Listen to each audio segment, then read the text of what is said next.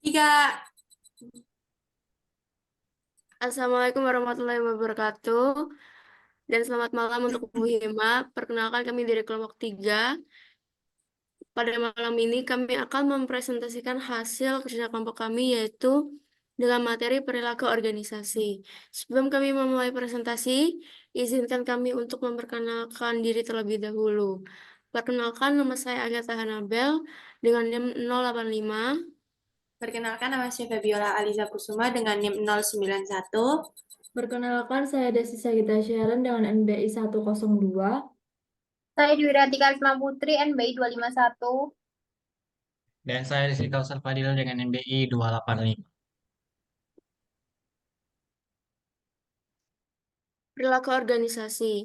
Dalam kehidupan organisasi, orang dipekerjakan, dididik, dan dilatih. Diberi informasi, dilindungi, dan dikembangkan. Dengan kata lain, maka perilaku organisasi adalah bagaimana orang berperilaku di dalam suatu organisasi tersebut. Menurut Armo Sudiro dalam Fitria 2021, organisasi adalah bentuk pembagian kerja dan bentuk tata komunikasi kerja antara dua orang atau lebih yang memiliki kedudukan atau posisi dan bekerja secara tertentu dan secara bersama-sama guna tercapainya sasaran atau tujuan tertentu. Perilaku organisasi lebih ditekankan pada bagaimana membuat orang-orang terbiasa bekerja dengan tim. Kinerja tim lebih unggul daripada kinerja individu-individu bila tugas yang harus dilakukan menuntut keterampilan ganda.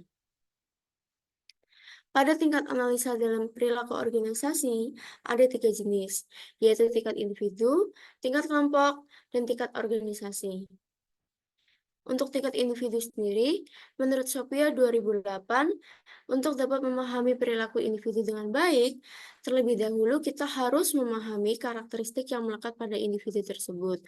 Adapun karakteristik yang dimaksud adalah ciri-ciri biografis, kepribadian, persepsi, dan sikap.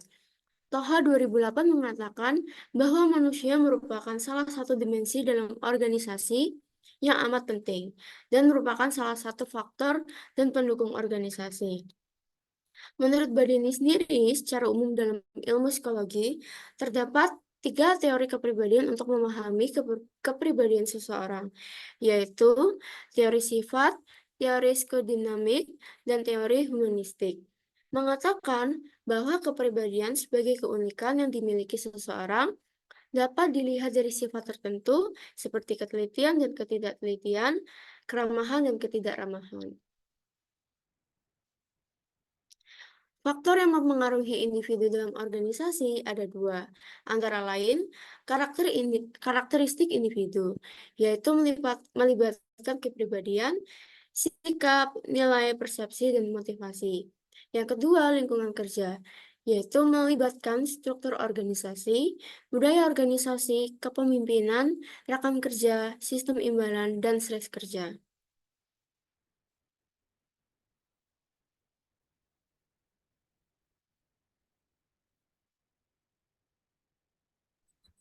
Yang selanjutnya ada tingkat analisa dalam perilaku organisasi, yaitu tingkat kelompok.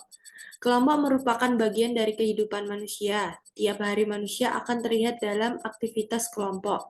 Dalam organisasi akan banyak dijumpai kelompok-kelompok ini. Menurut Herman Sofiandi 2007, mengatakan bahwa kelompok tidak hanya terbentuk karena tindakan manajerial, tetapi juga karena adanya usaha-usaha individu para manajer menciptakan kelompok kerja untuk menangani tugas dan pekerjaan yang diberikan. Menurut Robbins and Judge 2008, dalam Sucipto dan Siswanto 2008, berpendapat bahwa manusia berkelompok untuk alasan rasa aman, harga diri, dan afiliasi. Selanjutnya, ada tingkat organisasi.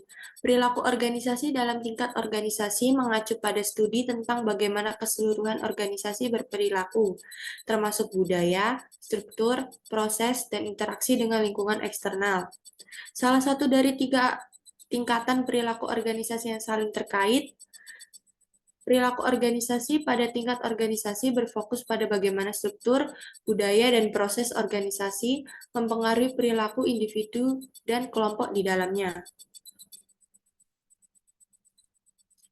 Konsep utama perilaku organisasi, tingkat organisasi. Yang pertama ada budaya organisasi, yaitu nilai-nilai norma dan keyakinan bersama yang dianut oleh organisasi. Yang kedua ada struktur organisasi, cara organisasi dibagi menjadi departemen, divisi, dan hierarki. Yang ketiga ada proses organisasi, cara organisasi melakukan pengerjaan, termasuk sistem, prosedur, dan kebijakan. Yang keempat ada lingkungan organisasi, yaitu faktor eksternal yang mempengaruhi organisasi, dan yang terakhir ada strategi organisasi, rencana jangka panjang organisasi untuk mencapai tujuannya.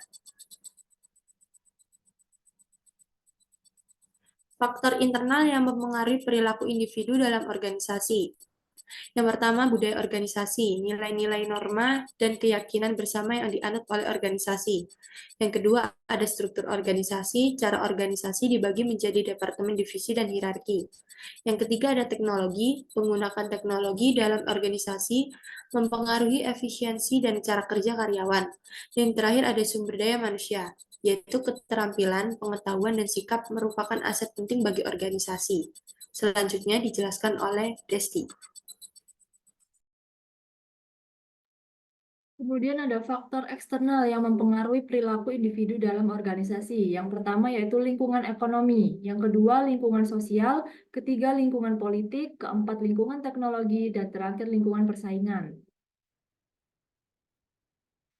Nah, tujuan memahami perilaku organisasi. Di sini terdapat 3 tujuan, yaitu yang pertama prediksi. Prediksi dalam perilaku organisasi berfungsi untuk memperkirakan bagaimana individu dan kelompok akan bertindak dalam situasi tertentu di masa depan. Proses prediksi ini didasarkan pada data dan pola perilaku sebelumnya yang memungkinkan para manajer untuk mengantisipasi berbagai reaksi yang mungkin terjadi. Untuk tujuan yang kedua yaitu eksplanasi. Eksplanasi berarti kita akan berusaha menjawab pertanyaan mengapa suatu peristiwa terjadi, mengapa karyawan malas, mengapa kinerja karyawan rendah, mengapa tingkat absensi tinggi, mengapa produksi menurun. Dengan mempelajari perilaku organisasionalnya, kita mencoba menjelaskan atau memberi jawaban atas pertanyaan-pertanyaan seperti itu. Yang ketiga yaitu adalah pengendalian. Jadi pengendalian atau kontrol atas perilaku yang terjadi dalam organisasi adalah suatu tujuan ketika dari bidang perilaku organisasi. Semakin banyak perilaku atau kejadian yang dapat dijelaskan, maka pada gilirannya akan dibutuhkan bentuk kontrol atau pengendalian perilaku. Untuk keterkaitan disiplin ilmu dengan perilaku organisasi dan kontribusinya, ada psikologi. Psikologi berusaha mengukur, menjelaskan, dan kemungkinan mengubah perilaku manusia dan hewan lainnya. Mereka yang telah memberikan kontribusi dan terus menambah pengetahuan tentang OB yang merupakan para ahli teori belajar, ahli kepribadian, ahli psikolog, dan yang paling penting psikolog industri dan organisasi. Untuk sosiologi sendiri, yaitu sementara psikologi berfokus pada individu, sosiologi mempelajari manusia yang ada kaitannya dengan lingkungan sosial atau budaya mereka. Para sosiolog telah berkontribusi pada OB melalui studi mereka tentang perilaku kelompok dalam organisasi, khususnya organisasi formal dan organisasi yang kompleks. Untuk psikologi sosial adalah disiplin yang menggabungkan prinsip-prinsip psikologi dan dipengaruhi oleh kelompok di sekitar mereka. Dalam konteks perilaku organisasi, psikologi sosial berfokus pada pengaruh masyarakat terhadap satu sama lain.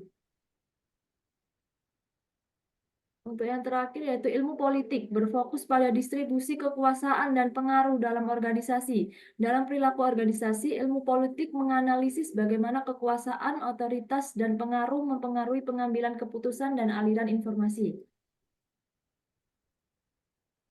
Kemudian akan dijelaskan oleh Dwi Ratih.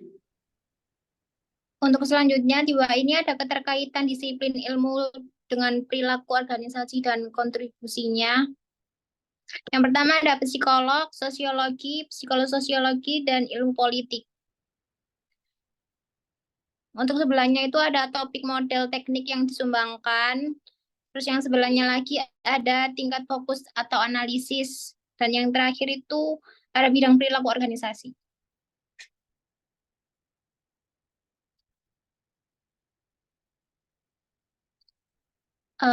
Di sini ada tipe-tipe kepribadian menurut teori Carl Gustav Jung, teori Galanes, teori Kretschmer, dan teori Sheldon.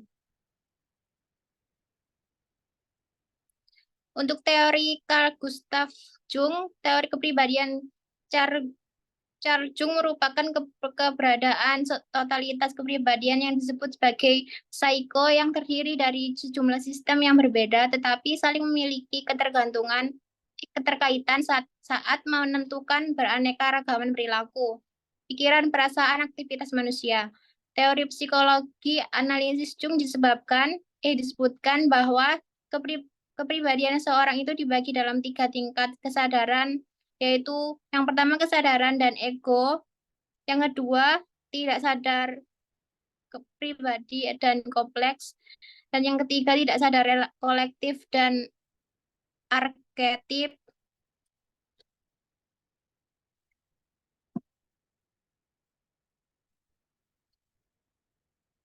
Selanjutnya ada teori Galanes, pandangan Hippocrates mengenai adanya 4 cairan tubuh yang diduga ada pengaruhnya terhadap tingkah laku manusia. Dapat dipandang sebagai rintisan ke studi psikologi, konstitusi jasmani sebab cairan-cairan tubuh sudah mewujudkan bentuk fisik. Bentuk kebendaan Hippocrates Galenus membagi tipe kepribadian menjadi 4 kelompok besar dengan fokus pada cairan tubuh yang mendominasi dan memberikan pengaruh kepada individu, yaitu sanguin, kedua koleris, ketiga melankolis, dan yang terakhir flegmatis. Selanjutnya dilanjutkan oleh Rizky Kausar. Oke, terima kasih. Baik, saya akan melanjutkan mengenai teori Kretschmer. Salah satu teori Kretschmer kepribadian yang telah memberikan kontribusi penting dalam pemahaman kita tentang manusia adalah teori kepribadian Sheldon. Teori kepribadian Sheldon menarik minat banyak peneliti dalam beberapa dekade terakhir dan menggambarkan kepribadian manusia yang terdiri dari kesesmanian, temperamen, dan psikiatris. Nah, berikutnya adalah gimana? Oke. Baik, ini adalah komponen yang pertama itu kesesmania yang terdiri primer dan sekunder. Untuk primer sendiri itu dia terdiri atas endomorfi, yang dimana ciri-cirinya itu lembut, gemuk, dan badan relatif kurang. Dan selanjutnya ada mesomorfi, yang mana kepribadian itu memiliki ciri-ciri kokoh, keras, otot bersegi-segi, dan tahan sakit. Dan yang ketiga ada ektomorfi, yang berciri-ciri jangkung, dada pipih, lemah, otot-otot hampir tidak tampak kembang. Sedangkan kalau sekunder sendiri, itu dia terdiri atas diplasia, ginandromorfi, dan tekstur. Untuk diplasia itu setiap ketidaktepatan tercampur ketiga komponen primer pada berbagai daerah dan pada tubuh.